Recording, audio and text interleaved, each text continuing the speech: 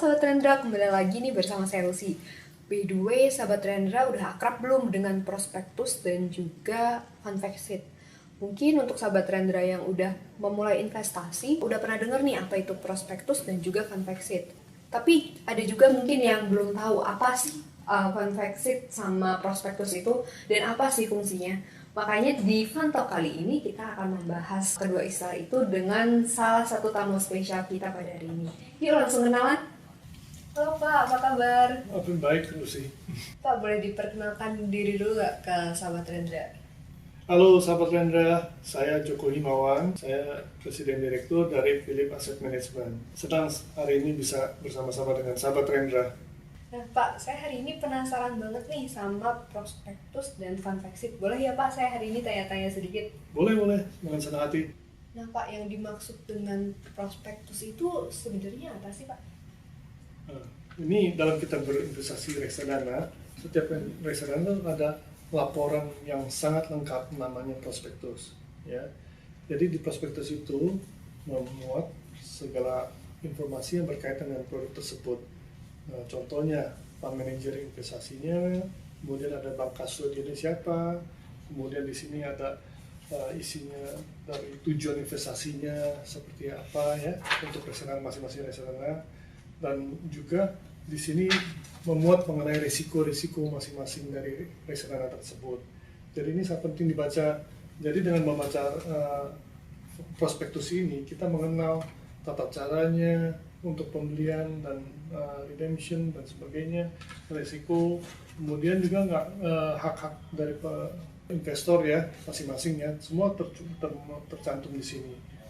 Dan yang penting juga setiap tahun diterbitkan prospektus untuk memuat laporan dari auditor masing-masing.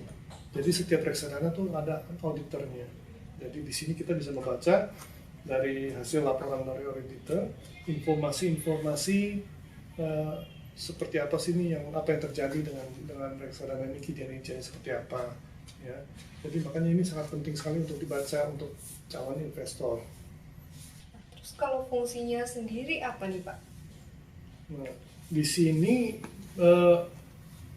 informasi yang terkait ini jadi memudahkan investor untuk mengenal produk tersebut dan memastikan apakah produk reksadana tersebut cocok dengan profil dari investor tersebut ya. Jadi misalnya nih, kita yang lebih konservatif tentu akan memilih produk-produk yang lebih konservatif. Contoh seperti pasar uang, ya di Philip Asset Management ada yang namanya Philip Money Market Fund. Itu yang sangat konservatif. Dan juga ada yang fixed income. Di kita juga ada yang namanya Philip Government Bond Fund. Ya. Jadi kalau kita yang lebih berani ambil sedikit risiko, kita juga produk Philip Asset Management ada yang namanya Philip Rupiah Balance Fund. Itu yang lebih menengah. Jadi jangka panjangnya lebih menengah. Dan kalau yang lebih agresif, memuat investasinya lebih ke equity atau saham-saham yang kita punya equity extra. Ya. Jadi di sini juga kita nantinya bisa memilih produk yang jangka panjang.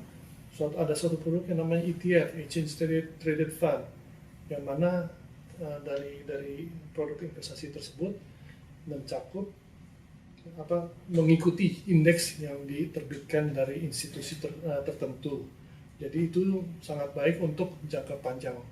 Jadi kembali kita melihat profil kita seperti apa, risikonya, dan kita bisa menyesuaikan dengan produk-produk investasi yang ada.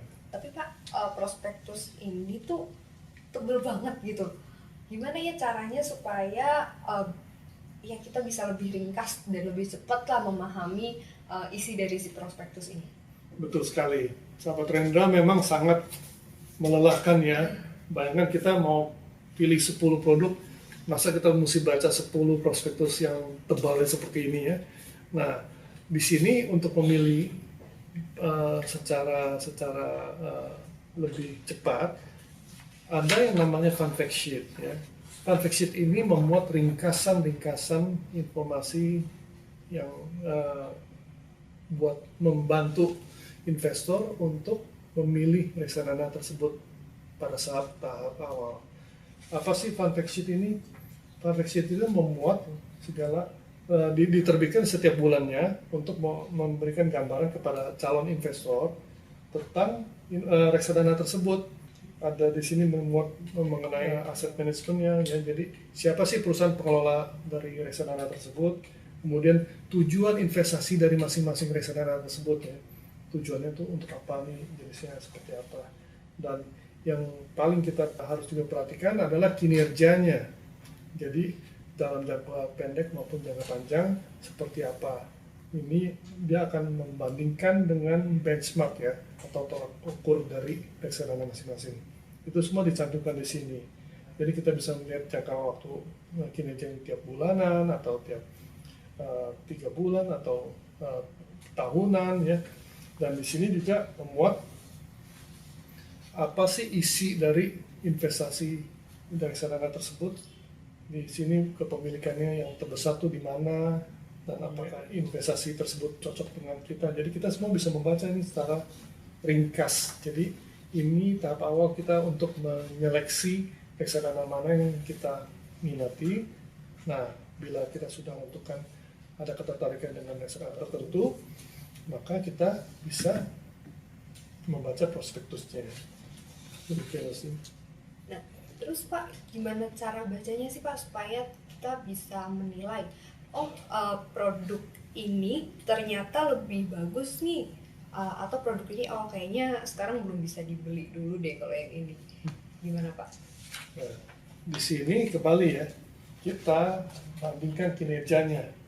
Jadi kita lihat nih kinerjanya terhadap tolak ukurnya atau benchmarknya seperti apa.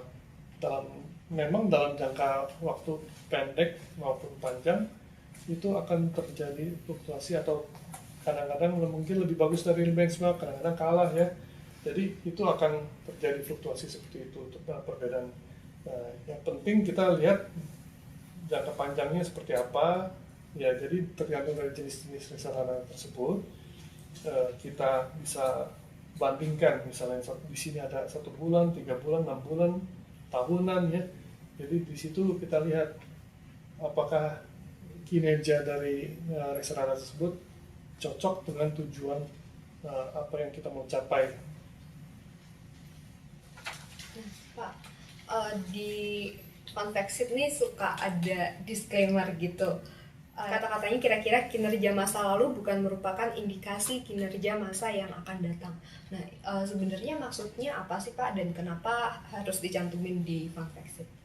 Oh, itu memang disclaimer itu sangat penting, ya. Jadi untuk memberi gambaran ke calon investor bahwa kinerja masa lalu ini bukan merupakan jaminan untuk kinerja masa depan. Ini hanya merupakan historis data yang sudah berlalu, ya. Jadi memang kebetulan OJK juga melarang, ya, adanya jaminan kinerja tertentu yang atas suatu produk tertentu, ya. Jadi di sini tidak bisa menjamin, karena ini kan udah data yang sudah lewat, ya, kinerja. Jadi tapi dari sini bisa memberikan gambaran buat investor selama ini hasil pengelolaannya seperti apa, gitu. Jadi memang sebelum memulai investasi reksadana dan juga memilih produknya, calon investor ini harus, ya, seenggaknya baca dulu lah prospektus sama fund fact sheet-nya gitu ya Pak, ya. Betul sekali. Itu sangat penting, ya, bagi sahabat Rendra untuk mengenal dulu produknya. Kembali, kalau nggak kenal maka nggak sayang loh. Nah, jadi kita jangkakan investasi ini kita untuk jangka panjang pastinya, ya, ada, ya. Nah, jadi kita, ya, ibaratnya kita mau cari pasangan, kita mesti kenal dulu. Iya, ya. betul. Nah, jadi seperti itu, kita kenalilah dulu calon investasi yang akan kita tanamkan, sehingga kita nanti dalam jangka panjang kita bisa mencapai tujuan keuangan yang kita mau capai. Nah, terakhir nih Pak, ada gak saran dari Bapak untuk sahabat Rendra yang mungkin masih bimbang, masih bingung milih produk yang mana ya yang bagus gitu? Oh, iya. Memang kalau kita masih belum terlalu paham, ya, atas produk investasi tertentu, kita harus berupaya untuk mencari tahu yang pertama seperti tadi sampaikan. Mari kita bacalah dulu dari fun fact sheet-nya, kemudian kita cocokkan profil risiko dari produk tersebut dengan profil pribadi dari kita masing-masing ya. Nah, untuk mencapai tujuan tertentu investasinya nanti di masa mendatang. Nah, dalam hal ini kembali kita pertama kita lihat dari fund manajernya apakah kita nyaman ya, selama ini seperti apa dia punya reputasinya, kemudian produk-produknya yang diterbitkan itu kinerjanya seperti apa ya. Kemudian juga kita lihat investasinya kemana aja dari masing-masing produk tersebut. Nah, dari situ kalau masih bingung kita bisa tanya juga dengan yang ahlinya. Nah, juga dalam hal ini ya kita juga harus mencocokkan periode investasi kita. Kalau jangka pendek mungkin kita lebih memilih yang lebih konservatif seperti pasar uang. Ya, di Philip Asset Management kita punya Philip Money Market Fund, contohnya seperti itu, yang stabil dan liquid.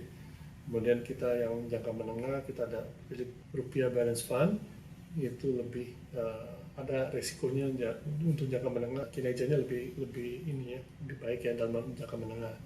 Kemudian juga jangka panjang, nah akan ada produk yang namanya ETF, Exchange Traded Fund, itu merupakan indexing.